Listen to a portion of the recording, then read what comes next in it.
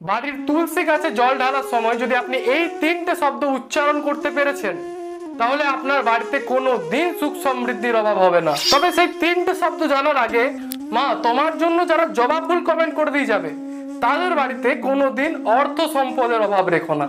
আমাদের সনাতনী শাস্ত্রানুসারে তুলসী গাছকে সব থেকে বেশি পবিত্র বলে মানা হয়ে থাকে। বাড়ির লক্ষ্মীরা যখন স্নান করার পর এই গাছে জল দেবেন, তখন মাথায় সিঁদুর পরে চুলটাকে বেঁধে মাথায় কাপড় নিয়ে এই গাছে জল প্রদান করবে এবং জল ঢালার সময় এই মন্ত্রটা অবশ্যই উচ্চারণ করবেন, যেটা হচ্ছে ওং নমঃ ভগবতে বাসুদেবায় নমঃ। যদি আপনি নিয়মিত এই প্রক্রিয়া পালন করতে পারেন, তাহলে আপনার বাড়ি ছেড়ে কোনোদিন সুখ পালিয়ে যাবে না। ভিডিওটা ভালো লাগলে অবশ্যই লাইক করে দেবেন, এরকম টিপস পাওয়ার জন্য অবশ্যই ফলো করে দেবেন এবং বেশি বেশি করে শেয়ার করে দিন, যাতে আপনার সাথে সাথে অন্যেরও মঙ্গল হতে পারে।